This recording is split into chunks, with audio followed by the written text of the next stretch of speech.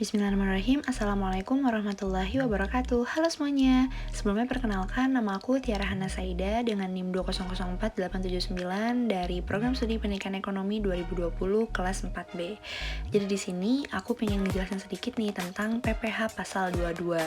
Nah, sebelum itu kita kenali dulu nih teman-teman, sebenarnya apa sih PPh pasal 22? Nah, PPh sendiri itu adalah pajak penghasilan. Nah, jadi pajak penghasilan pasal 22 ini merupakan pajak yang dikenakan pada badan usaha, baik milik pemerintah maupun swasta yang melaksanakan kegiatan perdagangan barang. Nah, pemungutan pajak penghasilan pasal 22 ini berkaitan dengan pembayaran atas penyerahan barang, kegiatan di bidang impor, dan kegiatan usaha lain di bidang lain. Nah, pengertian ini itu dapat teman-teman lihat di Permenku nomor 34 PMK .10 atau 2017. Nah, teman-teman, setelah teman-teman tahu nih mengenai pengertian dari PPh pasal 22, selanjutnya kita masuk ke dasar hukum pajak penghasilan pasal 22. Yang pertama itu ada Undang-Undang nomor 36 tahun 2008 tentang pajak penghasilan. Selanjutnya ada Peraturan Menteri Keuangan nomor 34 PMK .10 2017 tentang pemungutan pajak penghasilan pasal 22 sehubungan dengan pembayaran atas penyerahan barang dan kegiatan di bidang impor atau kegiatan usaha di bidang lain. Yang ketiga itu ada Peraturan Menteri Keuangan nomor 110 PMK .10 2018, dan yang terakhir ada Peraturan Menteri Keuangan nomor 231 PMK .03 2019 tentang tata cara pendaftaran dan penghapusan nomor pokok wajib pajak, pengukuhan dan pencabutan pengukuhan pengusaha kena pajak, serta pemotongan dan atau pemungutan, penyetoran dan pelaporan pajak bagi instansi pemerintah.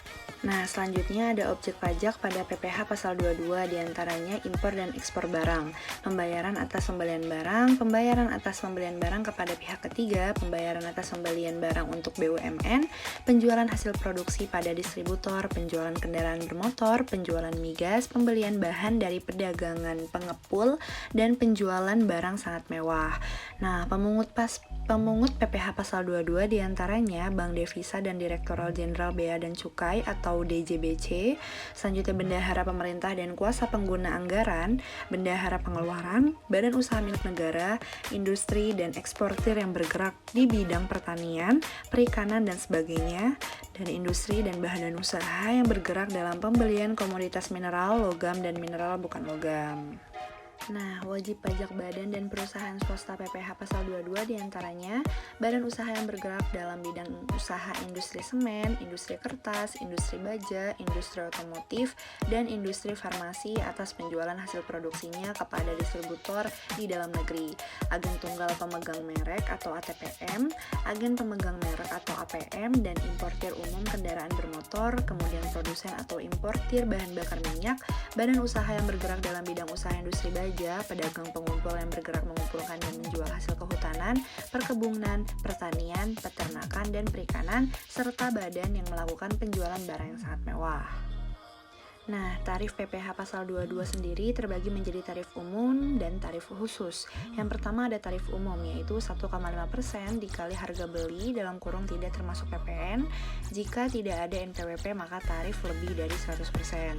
Selanjutnya ada tarif khusus. Yang pertama itu ada impor, terdapat angka pengenal importir atau API sama dengan 2,5% dikali nilai impor atau non-API sama dengan 7,5% dikali nilai impor kedelai, gandum, dan terigu dengan API sama dengan 0,5% dikali impor yang tidak dikuasai sama dengan 7,5% dikali harga jual lelang.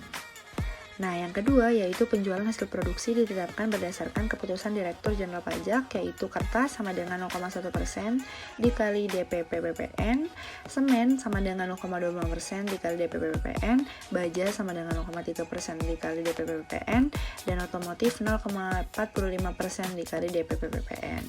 Selanjutnya yang ketiga yaitu pembelian bahan untuk keperluan industri atau ekspor dari pedagang pengumpul dikenakan tarif sebesar 0,25% dikali harga beli, dan dan itu tidak termasuk PPN. Dan yang terakhir ada barang mewah seperti pesawat pribadi dengan harga jual lebih dari 65 miliar, lebih dari 20 miliar, kapal pesiar dengan harga jual lebih dari 10 miliar, rumah dan tanahnya dengan harga jual lebih dari 10 miliar, dan luas lebih dari 500 meter persegi. Kendaraan dengan harga jual lebih dari 5 miliar dengan kapasitas silinder 3000 cc dikenakan tarif sebesar 5% dari harga jual tidak termasuk PPN dan PPNBM. Alhamdulillah telah sampailah kita di penghujung materi. Terima kasih kepada semua teman-teman yang telah menyimak dan mendengarkan dengan baik. Semoga ilmunya bermanfaat. Terima kasih. Assalamualaikum warahmatullahi wabarakatuh. Sampai jumpa.